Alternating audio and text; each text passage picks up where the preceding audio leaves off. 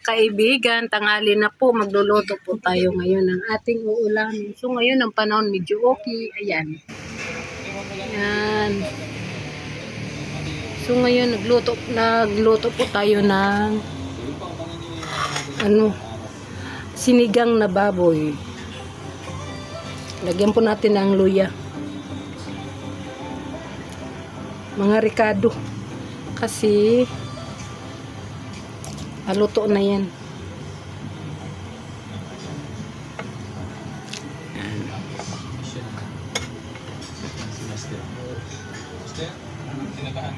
Yan, takpan natin at mag-ano tayo ng gulay. Kasi yung kanyang cellphone.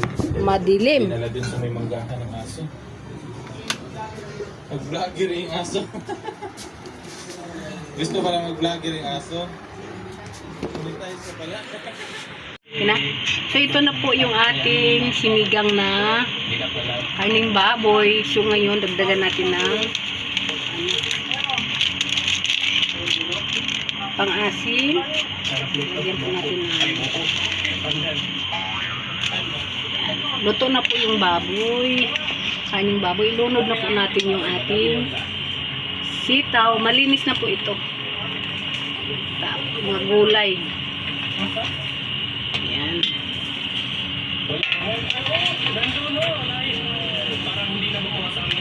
Ayan.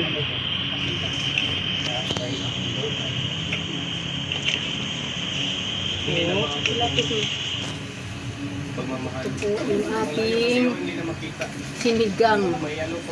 Maraming gulay. Yung kangkong mamaya-maya na po pag lapit na maluto. Para di malata. Takpan na po natin. So ito na po. Luto na po ito. Kaya ilunod na po natin ang kangkong.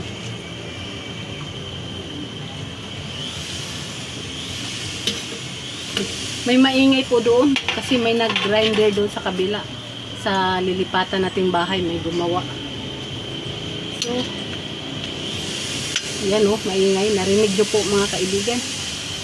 Yan, luto na po siya ang ating sinigang na baboy, maraming gulay.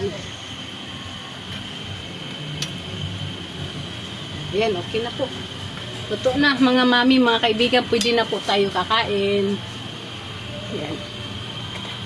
So magandang hapon po mga mamis, mga kaibigan, magandang hapon po sa inyong lahat. So ngayon magluluto po tayo ng ating snack. Yan, magpapansit po tayo ngayon mga kaibigan. Ating snack mamaya. Ang lutuin po natin ay yan. Ang ihalo ko po sa ating pansit ay atay po ng manok. Yan. Yan po siya. Ang lulutuin natin, mayroon tayong ricado, mayroon tayong carrots, at repolyo, atay po ng manok, at ayan, pansit at kanton. Mayroon po tayo dito sinaing po na ayan, maraming baboy po yan, sinaing na tulingan. Ayan. So magluluto po tayo ngayon mga kaibigan ng ating snack mamaya. Yan.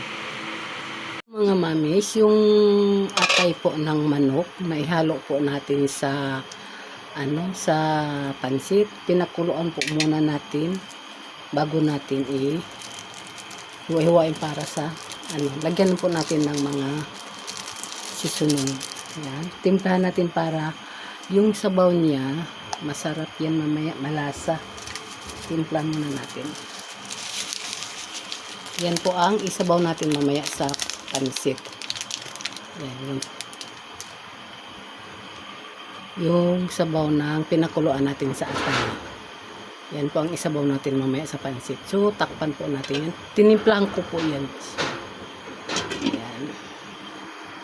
Dito po sa amin mga mamis, mga kaibigan, sobra pong init talaga ngayon. Oras po ay 1:00 ng hapon. Ayun. Sobrang init po. So, mag-slice na po tayo ng natin. At mayroon din po tayong cake. Ayan. Ang ganda ng cake, oh. Ang sarap. Mga bulaklak. Ayan. Isnakin din po natin yan mamaya mga kaibigan. Isa na po tayo ng ating mga rekado mga kaibigan para sa ating pansit.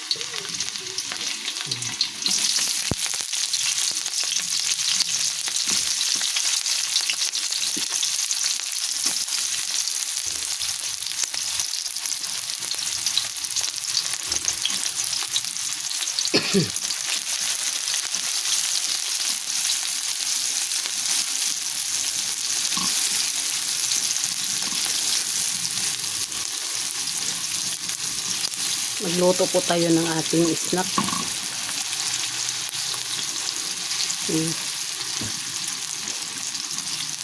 Para pagdating po ng mga anak ko galing sa trabaho, pag uwi, mayroon po silang ma-snack.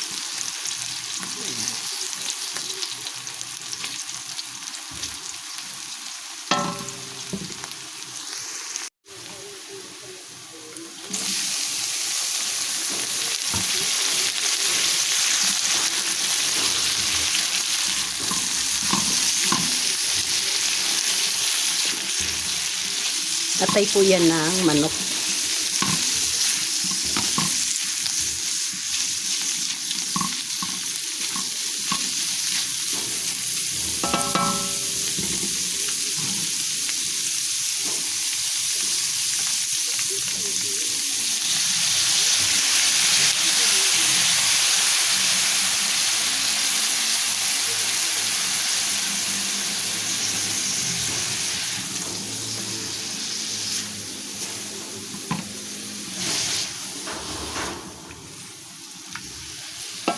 Nagtagan pa natin.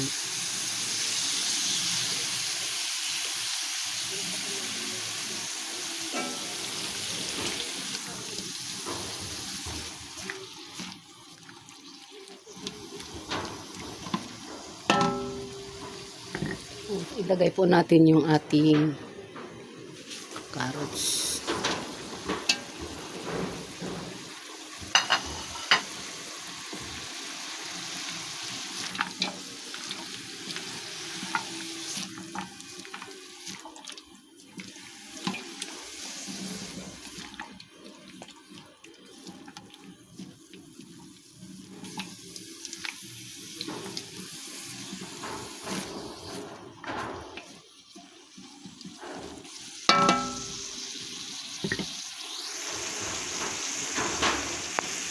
Kumulo na po siya, ilunod na po natin yung ating bihon, pansit bihon.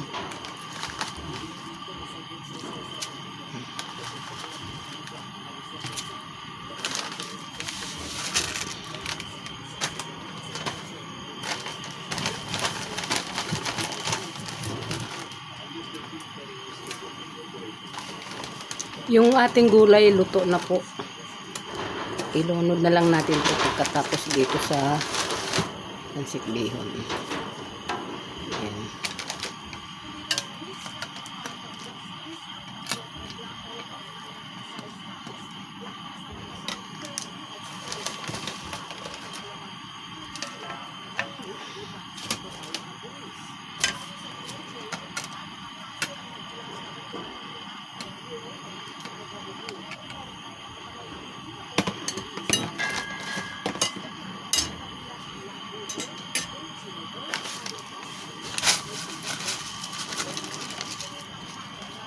Lukayin po natin to.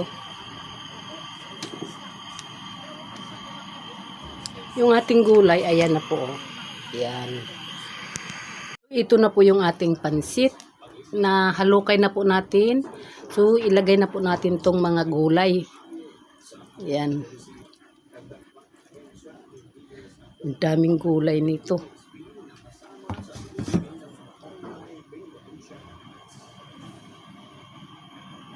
So, halukayin po natin mga kaibigan. Dandahan lang baka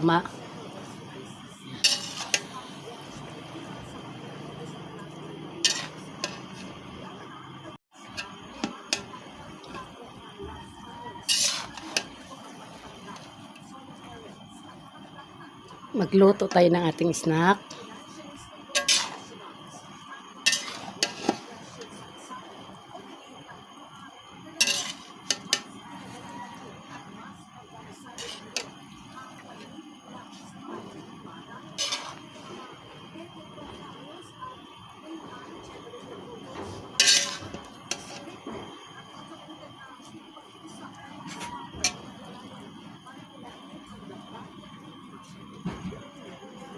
Luto po tayo ng ampalaya na may itlog.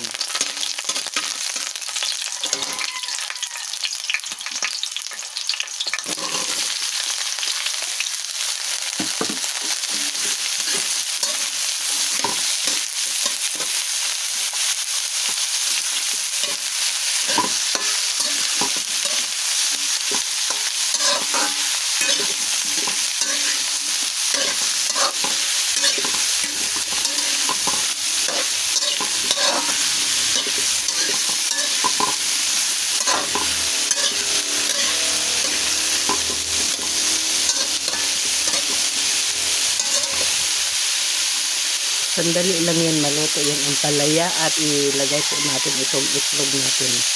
Yan. Madali na po yan maluto yung itlog. Ampalaya. Lagyan po natin ng seasoning.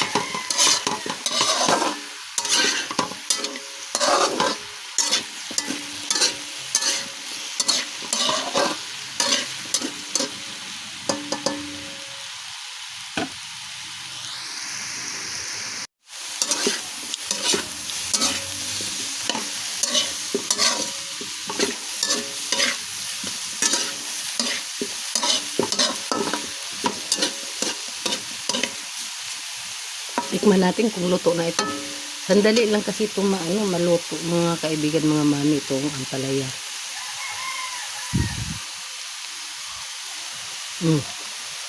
Hawa ng timpe.